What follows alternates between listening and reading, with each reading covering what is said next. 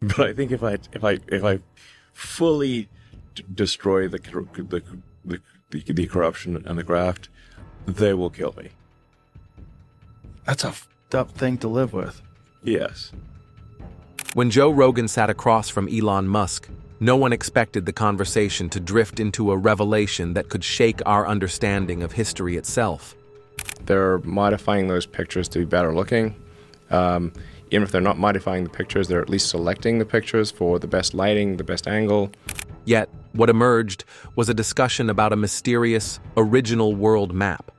Is ancient maps which show the world as it looked during the last ice age. I first explored this in Fingerprints of the Gods, and I've touched on the mystery again, and I have an appendix on the subject in this book, because I think these are very important. Is it possible that the map we all know has been edited, reshaped, and carefully curated to hide ancient truths? What secrets lie beneath the familiar outlines of continents and oceans? Join us as we look at the conversation and explore the implications of a world map they don't want you to see. When Musk dropped the world map bombshell. What sounded like the opening scene of a conspiracy thriller actually happened on the Joe Rogan Experience, episode 2281, when Elon Musk claimed he'd reveal the original world map they didn't want you to see, setting off a worldwide craze overnight. Rogan's decision to delay posting the full episode further fueled speculation, so listeners across forums began spinning theories: hidden Cold War-era atlas, alien age projection, or erased Atlantean coastlines. Musk's choice of the word original seemed loaded. It could mean an early chart like Waldseemüller or Piri Reis, but there was no map, no download link, just ambiguity. That soundbite went nuclear. Tweets and meme accounts turned his phrase into bigger stars than the actual content. But it gets even more fascinating. Many treated it like Snowden-style whistleblowing, even though no official censorship or court order exists. While Rogan kept asking, "What map?" Musk offered coy hints before exploding into a Tesla joke and dodging further detail. Meanwhile, serious mapmakers and historians pointed out that genuine early maps are already widely digitized and freely available. And nothing Musk said contradicts that fact. His tease seems to trade substance for drama. In academic terms, there is nothing new here. The original map already exists in archives. The whole moment functioned more as a promotional device than a scholarly revelation. Musk's phrasing purposely suspended detail, enough to feel like a secret, but vague enough to avoid being pinned down. But exactly what is the original world map? Keep watching to find out.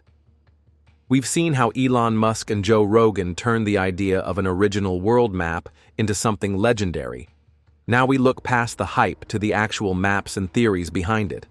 The most likely candidates are famous old maps like the Piri Reis chart. Did you know the Piri Reis world map from 1513 is one of the oldest world maps containing many firsts? And the Waldseemüller map. These aren't secret. They're kept in museums, available online, and studied by experts. This, if you don't know it already, is the Waldseemüller map. The original is on display in the Jefferson building in the Great Hall. The Waldseemüller map, the map that gave America its name. Still, details like their coastlines and names often spark wild interpretations. What did Musk mean by the original world map they didn't want you to see?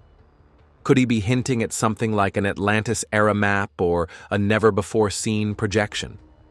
Since neither he nor Rogan has shown the map, people can only guess. The Piri Reis map, drawn in 1513 by an Ottoman admiral, is one of the main suspects.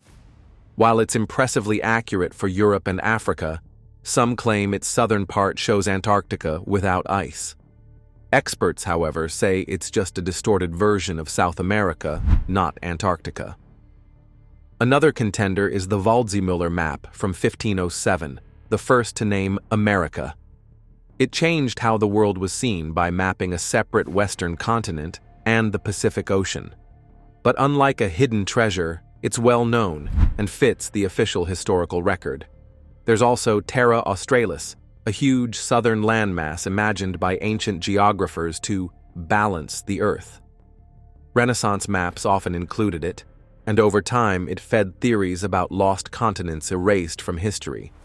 Some writers, like Charles Hapgood and Graham Hancock, claimed the Peary Race map proves there were advanced Ice Age civilizations with sea travel skills.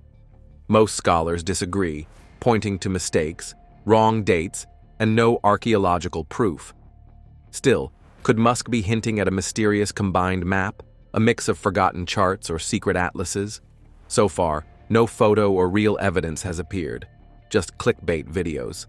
If such a map exists, it's stranger than regular conspiracy theories. The real importance of the original world map isn't whether it exists, but the story it tells. Throughout history, maps have been tools of power to claim land, set borders, or shape identity. Musk's hint about a hidden map taps into fears about who controls our knowledge of the world. Even modern maps distort reality. The Mercator map makes Europe and North America look bigger while shrinking Africa, even though Africa is much larger than Greenland. These distortions shape how people see the world, which makes the idea of a true secret map very tempting. So let's take a deeper look at this suppressed knowledge. Peeling back the layers of suppressed knowledge. Now that we've seen how the original world map works more as a symbol than an actual guide, we can look at how maps have long shaped what people believe, even when those beliefs go against reality. This moves our focus from rare old objects to the strong cultural pull of maps. How the way they are drawn, arranged, and shared has influenced what societies accept as truth. All through history, maps have been more than tools for finding your way. They've been used as powerful weapons of influence to set borders, defend empires, and shape national pride. For example, in medieval and Renaissance Europe, rulers used maps as propaganda, turning them into pictures of conquest designed to praise and uphold royal power. This mix of geography and politics shows that maps often tell us what to think and feel about the world, not just where things are. Looking at map bias, which means the quickest way maps can change what people believe, the Mercator projection is a clear example. It makes Europe and North America look bigger, while making Africa look much smaller. On this map, Greenland seems almost as large as the whole of Africa, even though it's only about 1/14 the size. When maps showed Greenland as equal to Africa, did they also teach us to see Africa as less important? During events like the Berlin Conference of 1884 to 85, maps were also used to carve up Africa without regard for ethnic, cultural, or historical realities. These colonial maps drew borders that erased local identities and gave power to foreign rulers over native peoples. Because of that, the way we see African countries today is still influenced more by those colonial lines than by the real history or geography of the land. But that's not all. Interestingly, other cultures preserved vastly different mapping traditions. Medieval religious maps like the Hereford Mappa Mundi prioritized spiritual geography over accuracy, embedding myth, legend, and medieval beliefs into their designs. Likewise, Aboriginal Australians encoded song lines, narrative routes across land and sky, as oral maps that guided navigation and identity for millennia. These examples remind us that what constitutes a map varies dramatically, and so do the realities they shape. The usual choice to put north at the top of maps is also cultural. In medieval Islamic maps, the south was often at the top, while Christian T&O maps placed the east at the center, pointing toward Eden. Today, keeping north at the top quietly reinforces ideas of worth. Higher, north, feels important, while lower, south, feels less so. Simply flipping where north or south goes can influence how people see which parts of the world matter. When modern mapmakers introduced alternatives like the Equal Area Gall-Peters map, or newer designs such as the Equal Earth and Winkle triple projections, people were forced to face how much the world's image had been skewed for centuries. If we could see a map without any distortion, that is, one that showed the planet's true size in space, would it change how we value entire regions? Map making has always involved politics. At the height of the British Empire, a 1890 map even bent 490 degrees of longitude into a loop of red, showing colonial land twice to make the empire look endless. In the same way, modern propaganda maps sometimes shape continents or countries into octopi or threatening figures, using images to spark fear or suspicion. This shows that maps can create emotional reactions just as strongly as they share geographic facts. Even now, many digital maps, like Google Maps, still use the Mercator projection, keeping centuries-old distortions in place by default. While some schools now teach students about these biases, the maps most people see every day continue to push uneven ideas of size and power. Against this backdrop, the story of the original world map that Musk and Rogan mention touches a deeper desire. The wish for a map outside the usual rules, a drawing of the world that breaks from what we've always been told. Whether such a map is real hardly matters. The idea itself fits a long history of doubt, where people believe the real truth is hidden under the official version of geography. After looking at how the legend of a secret map works as a cultural sign, we now turn to the two people who made it popular in today's culture.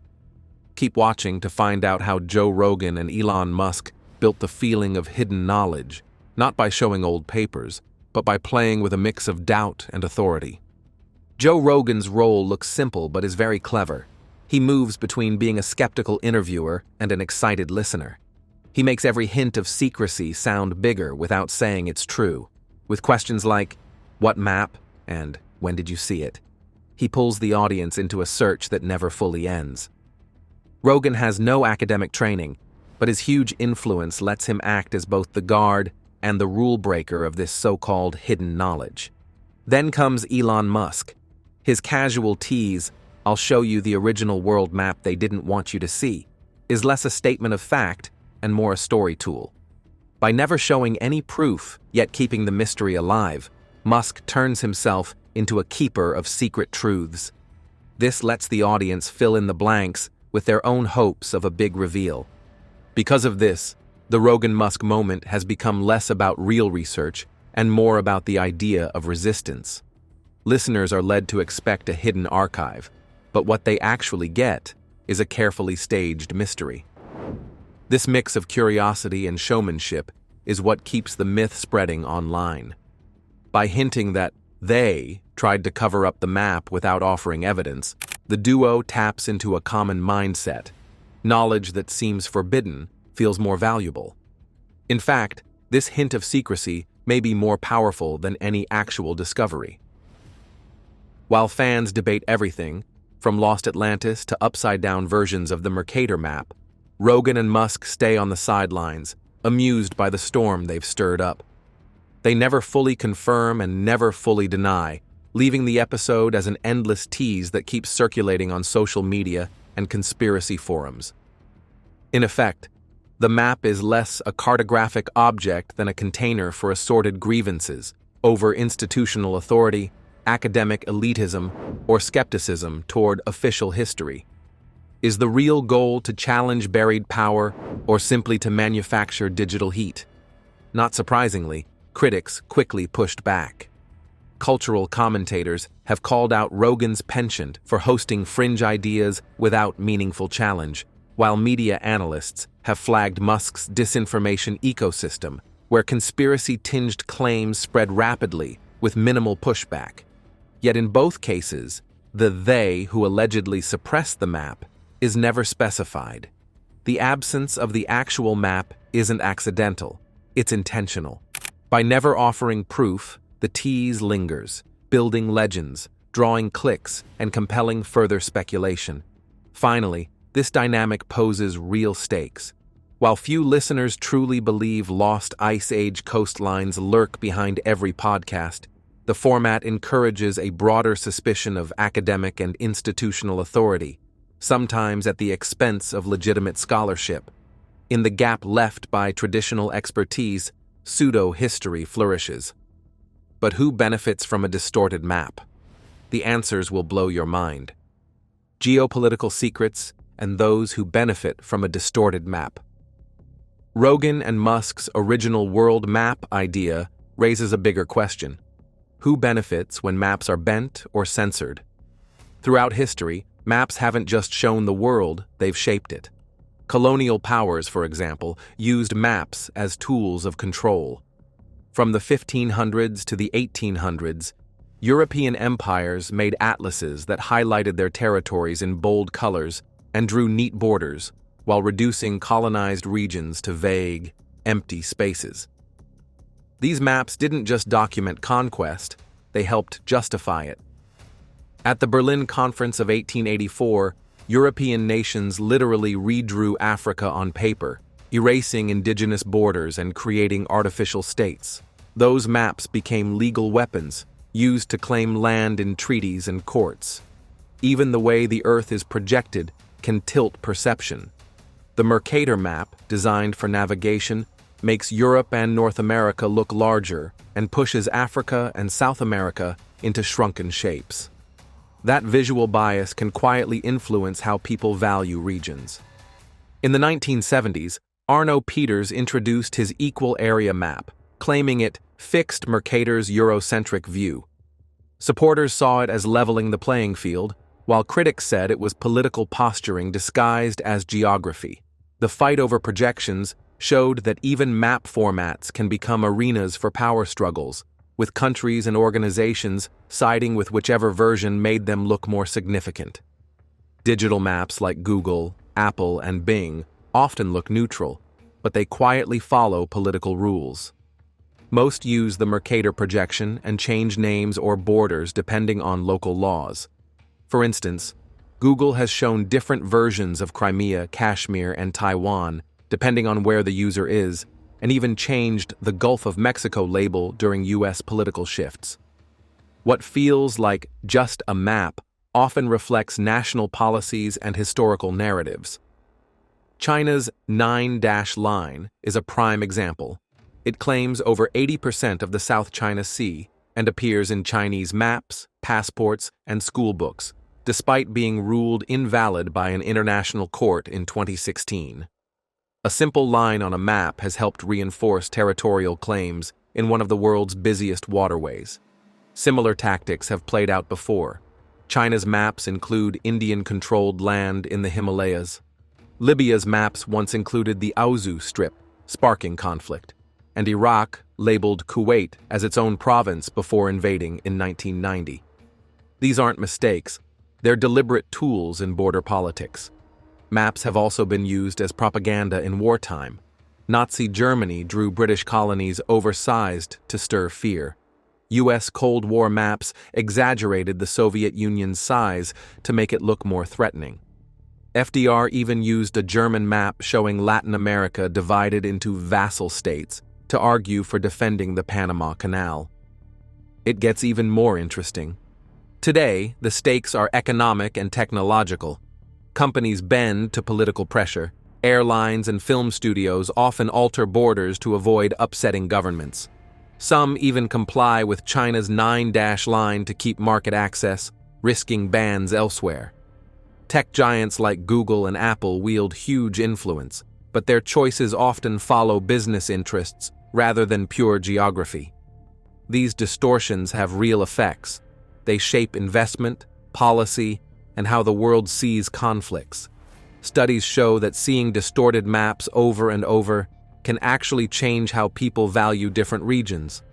When maps make Europe and North America look big and Africa or South America look small, it can plant a subconscious bias that affects how the world sees importance. From colonial powers to modern tech giants, those who control maps often end up controlling narratives, raising the status of some places while shrinking others, literally and figuratively. That's why when Rogan and Musk tease a hidden map, the real question isn't whether it exists, but whose power it would reinforce. If the world map we use has already shaped our vision so much, what else have we missed? Beyond political borders and projections, there are entire worlds we don't see because our maps are outdated or incomplete. Some are underwater, some live in oral histories, and some are left out of climate models. Take Sundaland, a huge landmass in Southeast Asia, twice the size of India, now submerged. Recently, fossils of Homo erectus hunting turtles from over 140,000 years ago were found under the Madura Strait. This suggests vast plains once teeming with life are now hidden under the ocean, and that our land-based version of human history leaves out whole chapters simply because the sea rose. Most of Zealandia, called the Eighth Continent, is hidden underwater between New Zealand and New Caledonia. Until recently, people thought its few visible islands were separate, but they're actually part of a massive landmass larger than India. Finding out it's a continent changes what we thought we knew about Earth's layout and shows how much of history lies buried. If whole continents can stay hidden, what else might we be missing? There are also sunken cities like Japan's Yonaguni Monument and India's Dwarka, dating back 5,000 to 9,000 years. These ruins hint that advanced societies once lived on coastlines now underwater, but history books rarely include them, making us underestimate early civilizations. Maps themselves have shaped what we know and don't know. During colonial times, European maps wiped out indigenous names, migration routes, and landmarks on purpose. Today, indigenous groups are using countermaps to reclaim that history. Even the map shapes we use create bias. The common Mercator projection shrinks Africa and makes Europe look bigger, which subtly affects how the world values different regions. We also haven't charted most of our planet. Over 74% of the ocean floor is still unmapped, and some areas still use century-old naval charts. New scans of the Cascadia subduction zone off Canada and Oregon have revealed hidden faults that change earthquake risk predictions. In Antarctica, high-resolution maps have uncovered over 300 underwater canyons that affect ice melt, ocean flow, and even climate. All of this shows how much of the world, land, and sea is still invisible to us. How do you think this original map will change the world when revealed? Let us know in the comments section. We hope you enjoyed watching this video. Remember to like, share it, and subscribe for more. Also, click the next video showing on your screen. You will enjoy it.